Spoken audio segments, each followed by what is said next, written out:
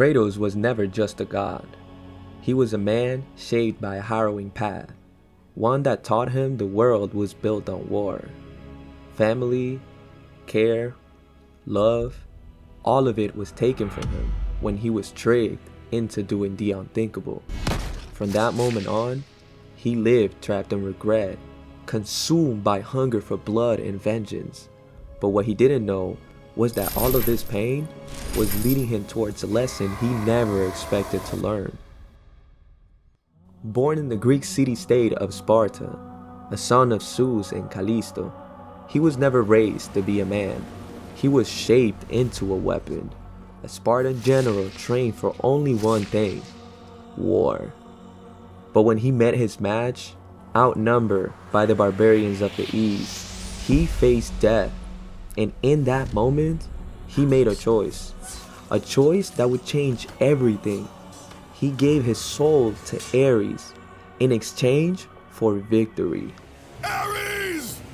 Destroy my enemies, and my life is yours.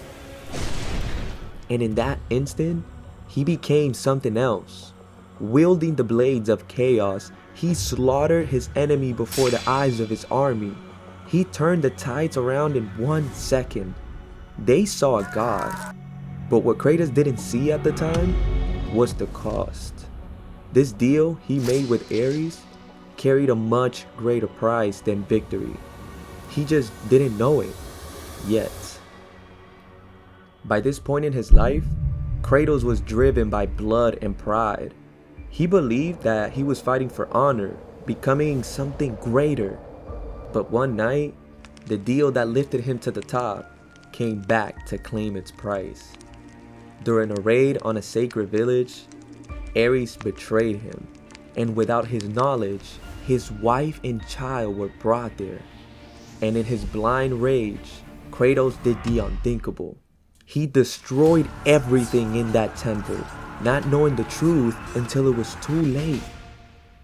This was Ares' final gift to him, to strip away the last of his humanity, to turn him into the perfect weapon. Ultimately renouncing his allegiance to the god of war, this oracle cursed Kratos.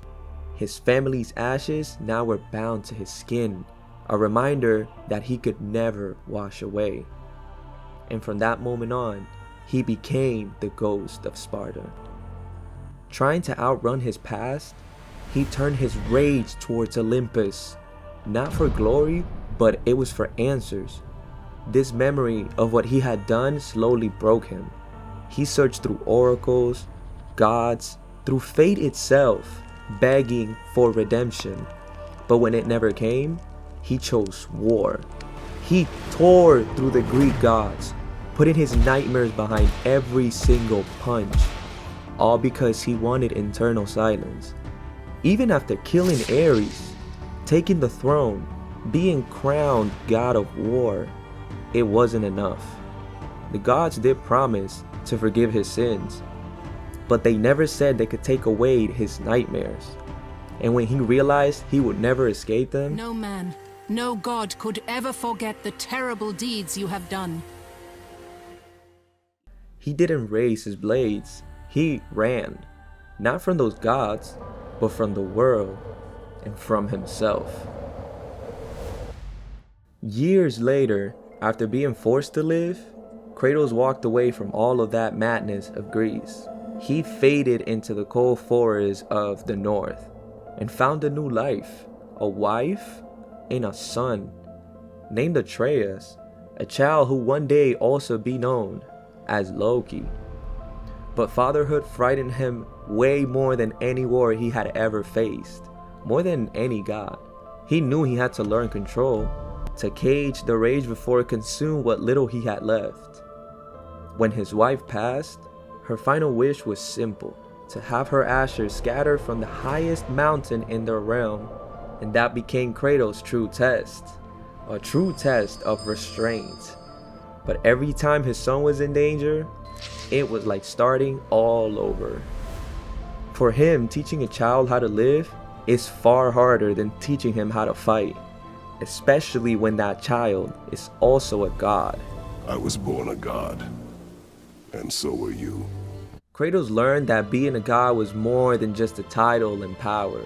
It was control. It was understanding strength beyond violence.